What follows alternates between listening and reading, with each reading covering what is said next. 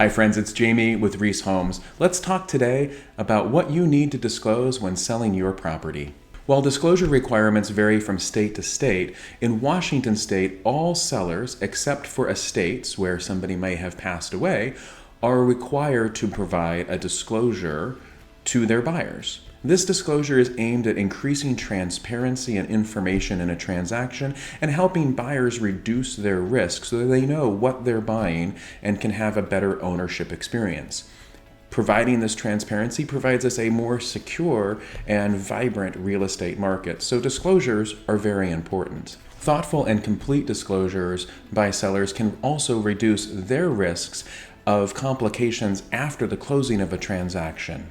The first set of disclosures are often the easiest. These typically are dealing with covenants, conditions, restrictions, and HOA information.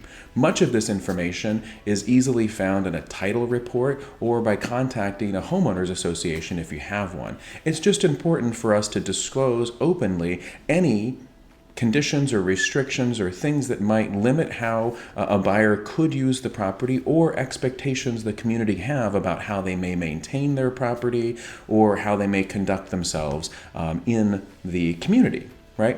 Again, pretty easy for us to comply with. We just need to work with a title company and your homeowners association to gather information and share that. And we may ask you to ask your board or your neighbors for a bit more information to make sure that we make this disclosure as complete as possible.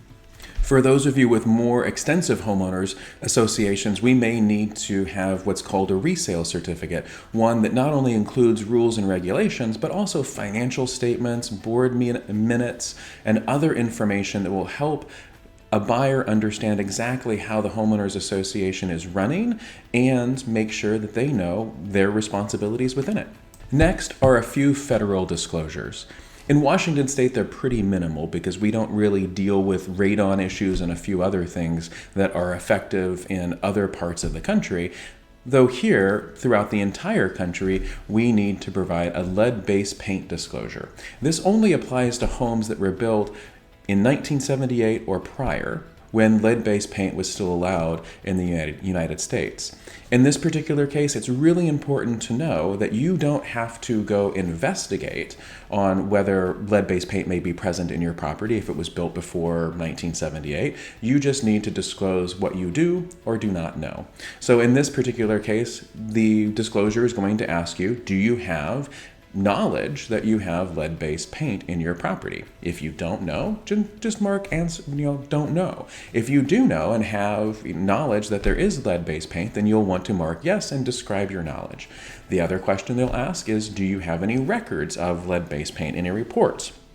And again, if you don't know, please mark don't know. And if you do, then we'll want to provide those reports if you still have them.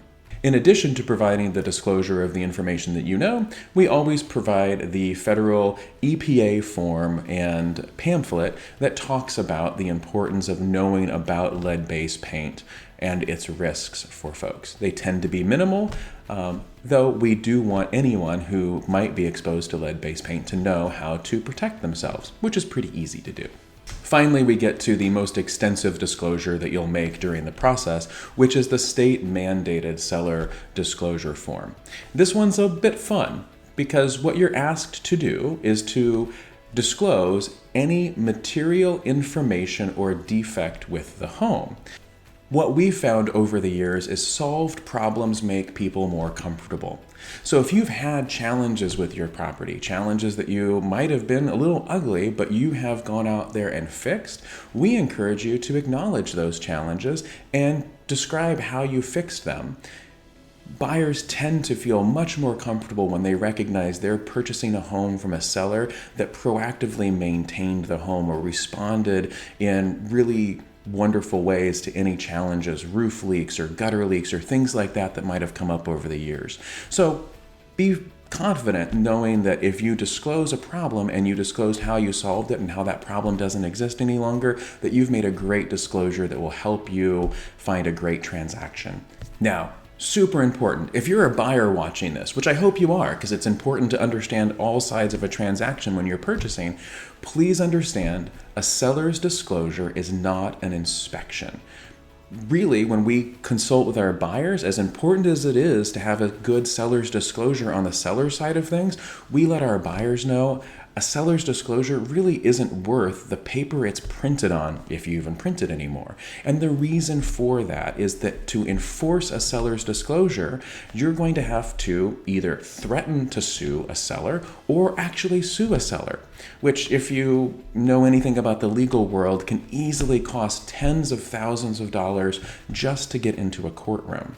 So any of the issues that might be controversial on a seller's disclosure should absolutely be covered by an inspection. It's very unusual to find anything that is significant to a home that an inspector, a good inspector, does not catch. So as much as a seller's disclosure can be informative, it's important that you don't rely upon it, that you take that information and confirm it with a great inspection of the home. And as we wrap up, sellers coming back to you, it's important to know as well that if in doubt, disclose. If you have questions about what you should disclose, how you should disclose it, talk with your broker. They're going to be able to help guide you about how to make that disclosure in the best possible way to not only be informative to the buyer, but also reduce any risks that you might have after closing.